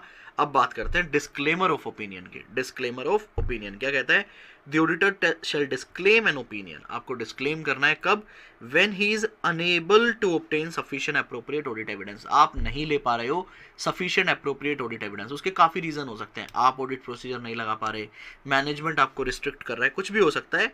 unable to obtain sufficient appropriate audit evidence and he मतलब auditor concludes that क्या, जो possible effect है ना उस ना चेक करने वाले एरिया की वजह से on the financial statement of undetected misstatement, मैं डिटेक्ट तो कर पाया ही नहीं क्योंकि मैं चेक नहीं कर पाया, तो क्या बोलते हैं, पॉसिबल इंपैक्ट। ठीक है, पॉसिबल इंपैक्ट या पॉसिबल इफेक्ट जो है on the financial statement of undetected misstatement could be क्या कहता है, बोथ मटेरियल एंड परवेसिव। जो पॉसिबल इंपैक्ट है वो मटेरियल भी होना चाहिए और परवेसिव भी होना चाहिए, तब हम डिस्क्लेमर देंगे। अगर मान लो वो सिर्फ मटेरियल है, वो सिर्फ मटेरियल है, परवेसिव नहीं है, तो कौन सा ओपिनियन दोगे बेटा, बताओ। और दूसरी सिचुएशन कि सर वो मटेरियल भी है और वो परवेसिव भी है, तो कौन सा ओपिनियन दोगे। सर पहले वाले केस में जब मटेरियल है परवेसिव नहीं है तो एडवर्स तो देंगे नहीं क्योंकि एक एरिया को इंपैक्ट कर रहा है। ठीक है, परवेसिव होता और परवेसिव भी है तो फिर डिस्क्लेमर दे देंगे।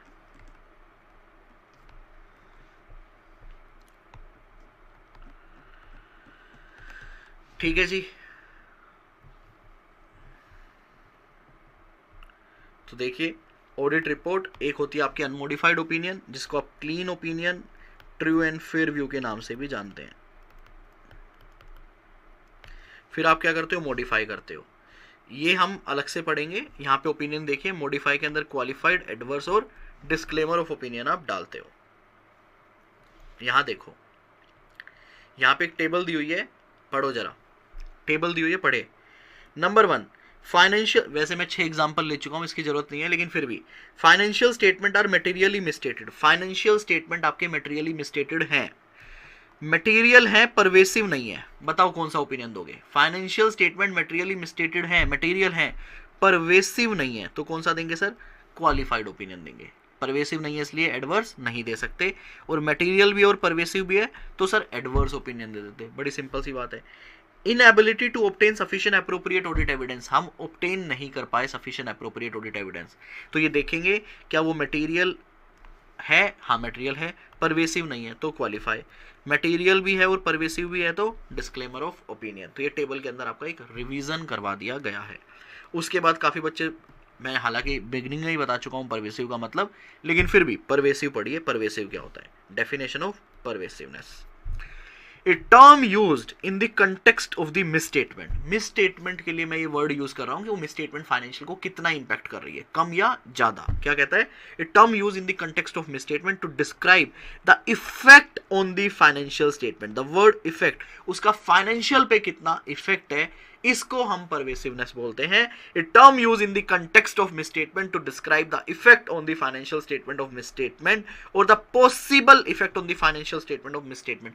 पॉसिबल कब यूज करते हो? When we are unable to perform the audit procedure if any that are undetected due to inability to obtain sufficient appropriate audit evidences। तो इसका इफेक्ट, जो इफेक्ट है ना, इस इफेक्ट को बोलते हैं परवेसिव। कितना परवेसिव है, कितना इफेक्ट है? Pervasive effect on the financial statement are those that in the auditor's judgement, auditor के जजमेंट के हिसाब से परवेसिव आप किसे बोलोगे? Are not confined to specific element, वो सिर्फ एक स्पेसिफिक एलिमेंट तक कन्फाइंड नहीं है अकाउंट्स और item of the financial statement. इसका मतलब वो सब में फैला हुआ है, आर नॉट कन्फाइंड। ठीक है। दूसरा, इफ सो कन्फाइंड, अगर है कन्फाइंड किसी एक अकाउंट में, अगर रिस्क है, मान लीजिए रेवेन्यू रिप्रेजेंट और कुड रिप्रेजेंट, तो वो एक ऐसा एरिया है जो सब्सटेंशियल पोर्शन है of the financial statement, revenue या फिर फिक्स एसेट्स। भैया ठीक है, हम कहते हैं कन्फाइंड है, सिर्फ फिक्स एसेट में मिसस्टेटमेंट है, लेकिन फिक्स स्टेटमेंट कंपनी का सबसे मेजर एरिया है, मतलब वो पूरे फाइनेंशियल के बराबर है। तीसरा क्या कहता है? इन रिलेशन टू डिस्क्लोजर, जितने भी डिस्क्लोजर है वहां जो फंडामेंटल है यूजर के लिए, वहां पे मटेरियल मिसस्टेटमेंट है। तो परवेसिवनेस का मतलब क्या हुआ? जो पूरे फाइनेंशियल को एक तरह से इंपैक्ट कर रहा है। आर नॉट कन्फाइंड, अगर कन्फाइंड है तो एरिया बहुत बड़ा है, या जो यूजर के लिए फंडामेंटल हमारे डिस्क्लोजर्स होते हैं वहां पे आपने गलती कर रखी है। तो ये मैंने आपको समझाया है basic different type of opinion. अब हम चलते हैं वापस हमारे चैप्टर नंबर 1 के अंदर। देखिए चैप्टर 1 के अंदर जब हम पढ़ाई करेंगे ना, तो मैं कभी आपको चैप्टर 4 में लेके जाऊंगा, कभी 9 में लेके जाऊंगा, कभी किसी चैप्टर में लेके जाऊंगा, क्योंकि हमारे बेसिक चैप्टर 1 के अंदर स्ट्रॉन्ग होते हैं। चैप्टर 2 के बाद मैं आपको गारंटी दे रहा हूँ, शताब्दी, राजधानी, जो ट्रेन आप कहोगे ना सर उसमें बिठा दो, मैं आपको उसमें बिठा दूंगा और नैया पार करवा दूंगा। क्या यहां तक आपको सही समझ आया? क्या ऑडिटर कब बोलेगा कि फाइनेंशियल स्टेटमेंट मटेरियल मिसस्टेटेड नहीं है या किसी को भी मिसलीड नहीं कर रहे? जब वो सारे लेजर बैलेंस एग्री कर रहे हैं बुक्स ऑफ अकाउंट के साथ, आपने सफिशिएंट एप्रोप्रिएट ऑडिट एविडेंस ले लिए हैं, सारी ट्रांजैक्शन बुक्स ऑफ अकाउंट के साथ मैच कर रही है, कोई भी ट्रांजैक्शन छुट्टी नहीं है, कोई ओमिशन नहीं है, किसी भी तरह की कोई भी अनएम्बिगियस नहीं है, सब कुछ वेरी क्रिस्टल क्लियर है। फाइनेंशियल स्टेटमेंट में जो भी चीज़ें वो क्लासीफाई सही तरीके से, सारे डिस्क्लोजर सही है, financial statement true and fair view दे रहे हैं। तो ये एक बेसिक क्वेश्चन बनता है, क्वेश्चन नंबर 1 आप इसे मार्क कर लेंगे कि भैया कब आप बोलोगे फाइनेंशियल स्टेटमेंट किसी को मिसलीड नहीं कर रहे। तो एक बेसिक था, फाइनेंशियल स्टेटमेंट एग्री करने चाहिए बुक्स ऑफ अकाउंट के साथ,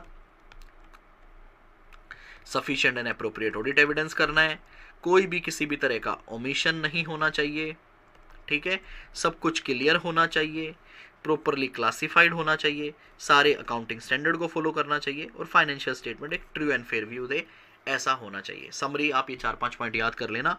क्वेश्चन आ सकता है कि कब फाइनेंशियल स्टेटमेंट किसी को मिसलीड नहीं करता, उसमें बेसिकली क्या क्या कवर होता है। फिर ये एक ऑडिट टीम है, ये सिर्फ प्रैक्टिकल नॉलेज के लिए है, this is not for your exam. एक ऑडिट टीम के अंदर कौन कौन होते हैं? जनरली एक पार्टनर होते हैं जो फाइनेंशियल स्टेटमेंट को साइन करते हैं, एक सीनियर मैनेजर या मैनेजर होते हैं जो उस ऑडिट को पूरा लीड कर रहे होते हैं, और बाकी पूरी टीम होती है। कुछ इस तरह के आर्टिकल असिस्टेंट होते हैं, देख रहे हो ये जो यहाँ पे सिर्फ पिज्जा खाने आए हैं, नए नए फर्स्ट ईयर आर्टिकल असिस्टेंट है। कुछ सीनियर हैं जो इस ऑडिट को परफॉर्म कर रहे हैं, इनके अंदर में आर्टिकल है, और कुछ हो सकता है असिस्टेंट मैनेजर भी हो। ठीक है, तो हर किसी की सेहत के हिसाब से आप अंदाजा लगा सकते हैं कौन मैनेजर है, कौन सीनियर मैनेजर है, कौन आर्टिकल है और कौन पार्टनर है। तो सबसे पहले ये बेसिक फ्लो जो है ये सिर्फ प्रैक्टिकल नॉलेज के लिए है। जब भी कोई नया क्लाइंट आता है हमारे पास कि आप हमारा ऑडिट कीजिए, तो हम देखते हैं कि क्या वो क्लाइंट प्रपोजल हम बनाते हैं, हम देखते हैं कि हमें उसे एक्सेप्ट करना चाहिए या नहीं करना चाहिए by doing the risk formalities. फिर हम उस ऑडिट को एक्सेप्ट करते हैं, मैनेजमेंट के साथ मीटिंग करते हैं, हमारी टीम के साथ मीटिंग करते हैं, कंपनी के सारे प्रोसेस को समझते हैं, उसके अंदर रिस्क को समझते हैं, कंट्रोल को समझते हैं, जिसको हम लोग क्या बोलते हैं, वॉक थ्रू बोलते हैं। फिर वॉक थ्रू कर लिया, फिर उसके बाद जितने भी कंट्रोल होते हैं उसकी टेस्टिंग करते हैं, जिसको हम टीओसी बोलते हैं। Then we will apply substantive testing, जिसको मैं TOD plus other audit area बोलता हूँ, अदर ऑडिट प्रोसीजर, जो हम कल डिस्कस कर चुके हैं।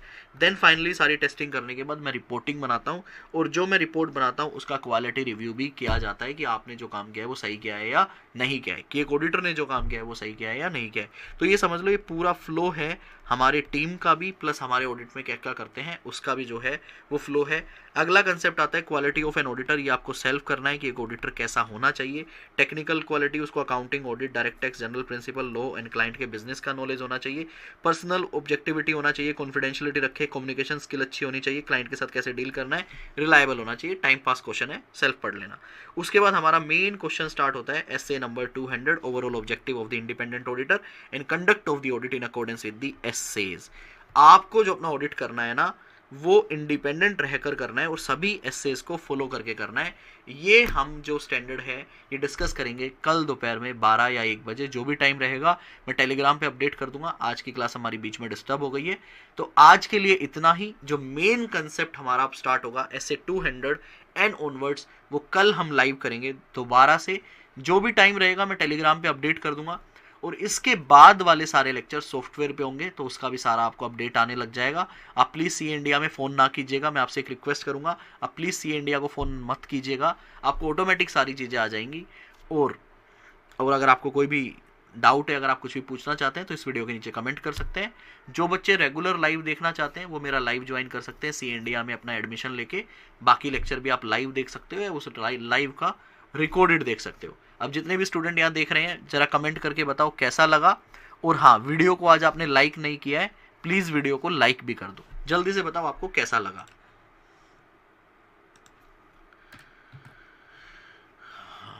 जय श्री राम।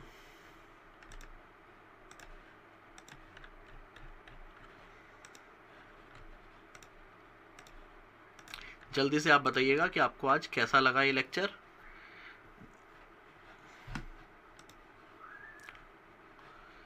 चलिए गाइज, इसी के साथ आज के लिए इतना ही। Bye bye, take care, keep enjoying audit with Kapil. जय हिंद दोस्तों।